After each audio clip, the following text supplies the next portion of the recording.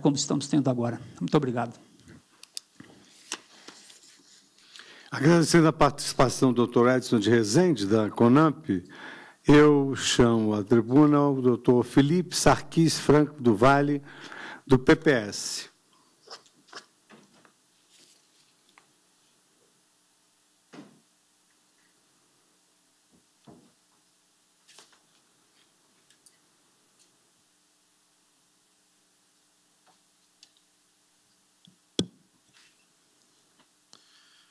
Boa tarde, excelentíssimo senhor ministro Luiz Fux, excelentíssima senhora Sandra Quirô, subprocuradora-geral da República, doutora Carmen Lilian, uma boa tarde, demais companheiros aqui presentes que compõem aqui a audiência.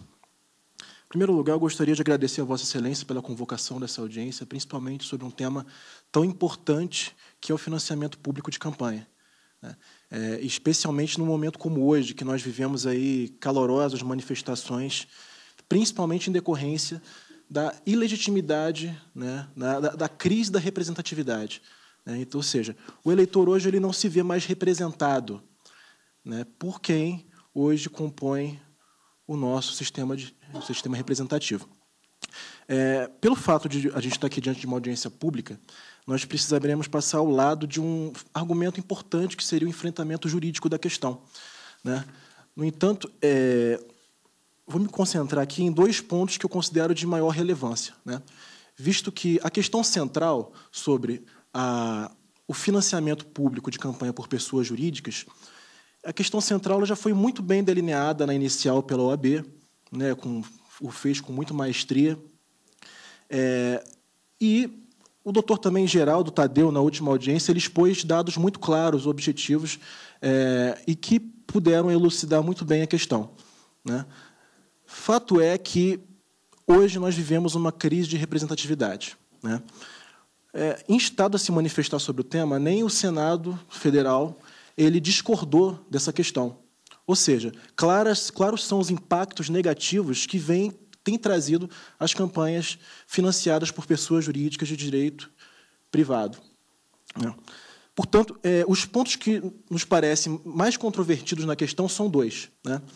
Quais sejam a judicialização do tema, a necessidade de judicialização do tema, que alguns colegas aqui já trataram, mas penso ser importante trazerem alguns novos argumentos.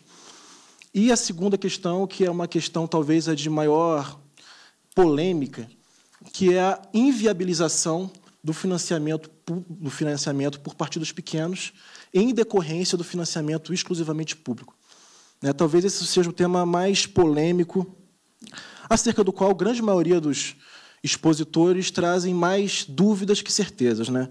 Portanto, eu vou começar a falar sobre a judicialização. O Senado, instado a se manifestar, ele diz que não há necessidade de judicialização, né, visto que já existem vários projetos consolidados que estão sendo enfrentados pelo próprio Congresso Nacional, casa, a princípio, adequada para o enfrentamento dessa questão. No entanto, eu faço questão de ressaltar que essa questão ela não é uma questão nova no Congresso, é uma questão que já vem sendo enfrentada há muito tempo. E a judicialização ela ocorre quando o Legislativo, em suma, né, o Legislativo ele se demonstrou incapaz de solucionar a questão, seja por uma razão, né, política, né, ou seja, há casos que, como união homoafetiva, que realmente comprometem o vínculo que o candidato, que o deputado, o senador, o representante, ele tem com o seu eleitor. E isso realmente geraria um desgaste político muito grande, né? Então, essa é uma das razões. Mas, no entanto, não é uma questão nova, que já caminhou por aquela Casa Legislativa. Apenas a título de exemplo, eu trago aqui, da Câmara, o PL 1577 de 99, o PL 4593 de 2001, o PL 385 de 2003, e do Senado eu trago aqui o PL 236 de 97, o PL 188 de 98, o PL 172 de 98, o PL 129 de 99 e até uma PEC 18 de 95, e todos tiveram exatamente, pontualmente, o mesmo destino, que foi o arquivamento, né? E nesse ponto é um ponto que é importante, né, demandar bastante atenção, porque, diferente dos outros casos nos quais ocorre a judicialização, nos quais há um desinteresse do legislativo em decorrência do comprometimento, da vinculação que se tem com o eleitorado, nesse caso aqui é um caso ainda mais grave, né? É um caso onde há interesse, sim, do legislativo. E o interesse é claro, é um interesse contrário. É um interesse contrário que não se manifesta em decorrência de uma representatividade. É um interesse contrário que se manifesta por razões pessoais, de se manter no poder, da manutenção daquela mesma estrutura perniciosa que nós consideramos ser muito claras, né? Não tem muito o que se discutir sobre a perniciosidade que vem causado o financiamento privado, né, por pessoas jurídicas. Portanto, penso que já é hora, né, de ocorrer esse fenômeno, essa judicialização, né, do tema em questão. O próximo ponto que eu vou tratar aqui é esse que é o mais polêmico, né, que é a inviabilização do financiamento público, né, por partidos menores, visto que o modelo vigente hoje, a legislação infraconstitucional hoje, ela privilegia partidos de maior representatividade, né, e geraria aí um risco de perpetuação, né, até remetendo até um certo coronelismo na questão. Só que eu acho que, antes de um exame mais aprofundado, cumpre a todos, na investigação da questão, verificar como funciona hoje, né? Como funciona hoje? Fato é que, hoje, eu trouxe aqui os dados, eu não vou citar até para evitar qualquer forma de partidarismo, mas os 8 partidos que mais receberam doações, e esses dados estão bem elucidados no site As Claras, que é um site legítimo, os 8 partidos que mais receberam doações são aqueles que compõem a grande, esmagadora maioria das bancadas, tanto no Senado Federal quanto na Câmara dos Deputados. Então, hoje, o financiamento privado, contrário do que parecem sugerir alguns colegas aqui, ele não funciona hoje de maneira a suplementar as receitas dos partidos menores.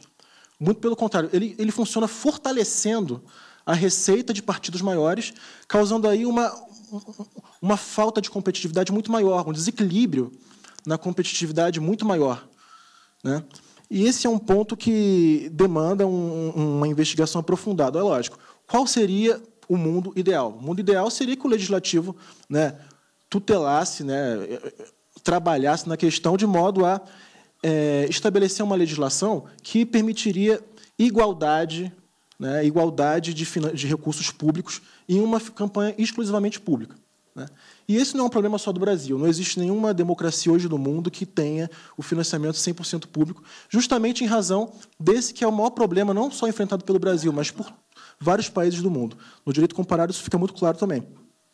Mas penso que hoje seja o momento de o judiciário se pronunciar sobre a questão, até mesmo, né, para que o legislativo se mobilize para isso, né? Porque os projetos que hoje tramitam no Congresso Nacional, eles têm exatamente as mesmas condições que os projetos que eu citei aqui. Todos foram fadados ao arquivamento.